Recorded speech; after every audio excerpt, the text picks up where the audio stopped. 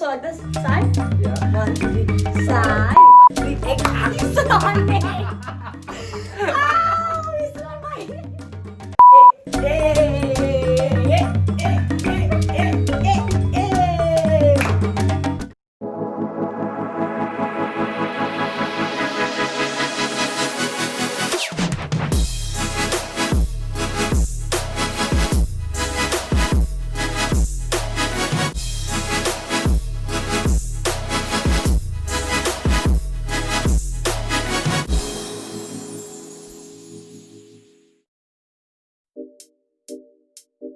What's up, guys? Hey guys! We're back with another video. Now, Yes. we know we haven't released anything in a while. We've been really busy with everything going on, but we are so excited to share today's video with you all. Yes, so today we're going to be talking to you guys about our journey being a biracial couple, being South African and Kiwi. We've been asked this question a lot about how our relationship has been, and there's been a lot of laughs along the way. It's been really funny with our differences, and we've learnt a lot as well from each other, and we've seen so much blessing with our differences.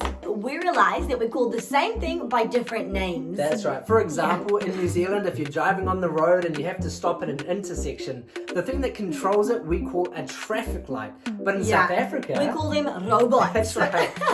So when we went to South Africa and Andy was on holiday with us, we were driving and I said to him, Andy, turn left for the robot. And so I'm looking around trying to find a robot, like a machine that's maybe pointing to where I should go, but really you meant a traffic light. Yeah, and I was like, hurry up, come on, turn left for the robots. And you don't know what I was meaning. No. So South Africans use the word just now a lot. We'll be like, we're coming just now, or let's go and do that just now. But what we really mean is later on, not right now. And I learned that the hard way. You see, when Danny and I were dating, she told me to come pick her up just now. Yeah. And so I thought she meant now. And so I went to go pick her up and she goes, gosh, I wasn't expecting you. I'm not ready just yet.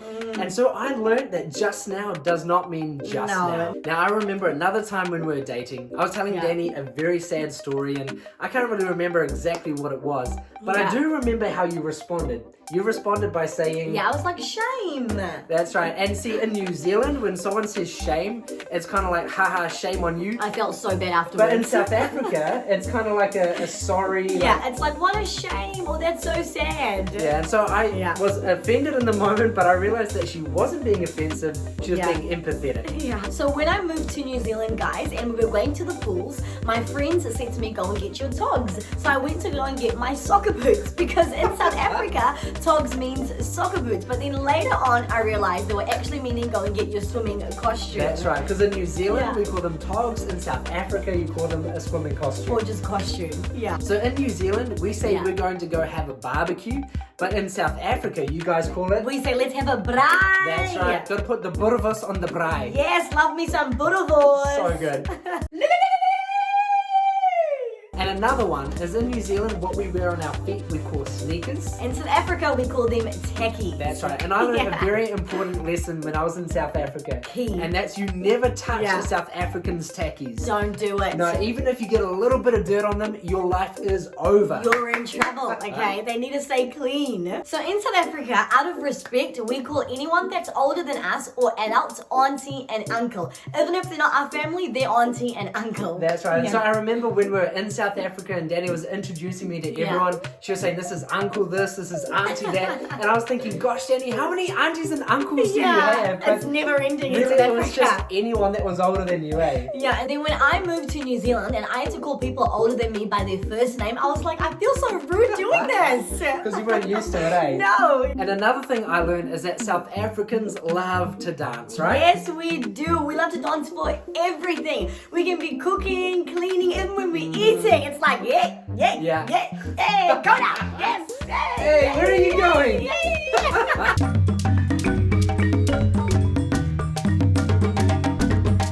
In South Africa, everyone knows everyone. Like, you know all your neighbors, you know everyone in your community. Whereas in New Zealand, you can go your whole life living in a house and never meet your neighbors. It is so different. Yeah, and in South Africa, there's no calling, hey, can I come and catch up with you? Are you free? It's like, no. You Pop just over rock anytime. up anytime, and it's always busy in South Africa, right? Yeah. We're always with family, always with friends. There's a lot going on. Okay, guys, so now we're going to test Andy and see how well does he know South African slang. Come on, let's go. Yes. Okay, you ready, Andy? I'm so ready. And do I get a prize depending on how many I get right? No, you really want me. What do you want? Hey, that's the best prize of all right there. So I'm going to say the English word or the English meaning, and then Andy's going to say the SA slang. That's right, let's do this. You ready, Come Andy? on, so ready. Let's go. Okay, so first one, everything's all good. Everything's sweet. Lekker. Everything's yes, lekker. 1 point. Woo-hoo. Next one, if someone's relevant, like up with the times, they're knows woos, what's going on. woos. Yes, that's right. 2 points. If they're come going on. to work, They're going to the graph. And who says that a lot in my Graph. family? Your dad. He's Yes, always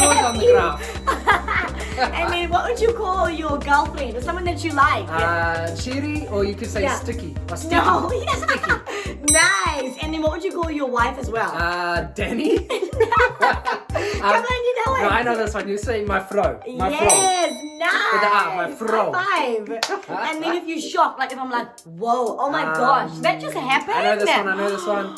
You hear yo. us saying it? Yes. Yo. In my family, because if we're like really shocked, what You would go we say? yo. That's us. And then if we're going somewhere, If you're going somewhere, Yeah, what would we say? Vai. you vibe. vibe straight and turn right. And then if you want to say, this one here is like a praises to you, like you're looking nice, or Praises. it's also a greeting as well. I don't know. It's like, what hey, kind? I see you. What No, kind? you can use that as well though. This is a different one. Greeting I'm and sure a I know praise. this one. I sure. It's like awe. That's it, awe. Ah, You gave it damn. I still get the point for that one, guys. Come on. Okay. And then this one here is if like I'm embarrassed about something, You're or someone just embarrassed. embarrassed me. Like, Like, oh my embarrassed. gosh, this is so sis. embarrassing. Sis. No. Sis? No. But sis is a slang word as It well. is. So Andy's just That's not adding it? all the slang words he knows, guys. I don't know, it's man. like eyeballs. Like, because you know when you're embarrassed Eyeballs. about something, or when you do something Like embarrassing. eyeballs. Yeah, everyone gives you the What? eyeballs. I've They not heard stare that at one. you. I don't know about hey, that this one. is eyeballs, man. Not heard that one. Okay. And then next one is like if you, so you said already sis, that's Yeah. like, hey, this is gross, this is so That's yuck, right, I knew that, guys. gross, okay. Yeah. And then last one, you Yes. got this one, Andy. Yeah. I'm sure you've heard us saying it. It's like, I have no more money. No more money, So bro. it's close. Broke. It's like swak. Swak. Hey, I'm so swak right now, swak. guys. But Yeah. my fro make me a swacko. Yeah. High five. I've got one last challenge now for Andy. Yeah? So let's see how well can he put in all the South African slang words into one sentence. Okay, Put alright. it all in. You think you can do this? Okay, I'll go. I'll try. Okay, let's Alright. do it. 1, 2, 3, go. Alright, I leave my cherry at the posse and I drive right down the road and I get to the robot and I'm with my buddy on the side. He's on his way to his graph and so he ate swak. Hundreds. Oh my gosh! You did hundreds. How did I do? High five. Did I That pass was it? really good, you boss. How well does my husband know South African slang? He knows it pretty good. Yes. So being a biracial couple, we've obviously come from different cultural backgrounds and we see things differently. And to begin with, it took a bit of work for us to learn how to work together in that, but now we actually see it as a blessing. We've learned how to have unity within our diversity. That's right. And so instead of seeing our differences as a weakness, we see it as a strength in our marriage that's right. and life and just in general, because where one of us is weak, the other one is strong, and it's able to complement each other. What I don't have, Andy's able to bring to the table. What he doesn't have, I'm able to add to that as well. So instead of seeing differences in our lives, whether it be in marriage, whether it be friendships, church, workplaces, whatever area of life, instead of seeing it as a weakness, let's see it as a strength. It's a gift from God. God planned for us to be different. There's purpose in our differences. That's right. It's actually quite a blessing coming from different cultural backgrounds because we look at things differently. We have a different perspective. So when we're faced with a situation or a problem or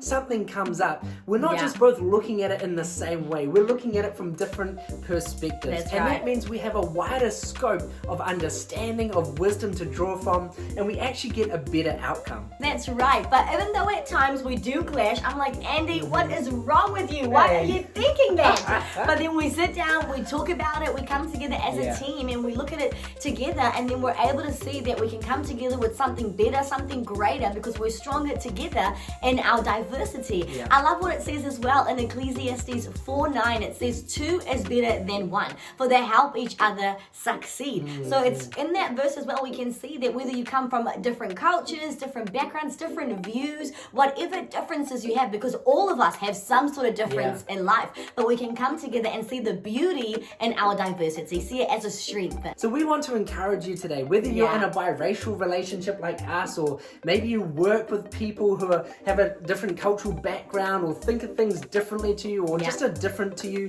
Maybe you have friends or other work colleagues or whatever it is. Don't let those differences put you off. Don't see those differences as a barrier, but actually see them as a blessing. Embrace it, because when you work together, you can do so much more than you can by yourself. The Bible says that unity commands a blessing. You know, I love the quote that says, unity is our strength, but diversity is our power. And that's so true. As we come unified in our differences, we have a greater strength. We have a greater capacity. We have more wisdom, more understanding, more knowledge, and we can do so much more. So let's celebrate all of our diversity. Don't try and change other people, and don't change who you are as well. Let's be who God created us all to be. So let's learn from each other. Let's laugh with each other. And laugh at ourselves too. Yes, and let's love one another and all of our diversity. We love you guys. We're praying for you. We'll see you next time. See ya. See ya. Hey, hey, hey, hey, hey.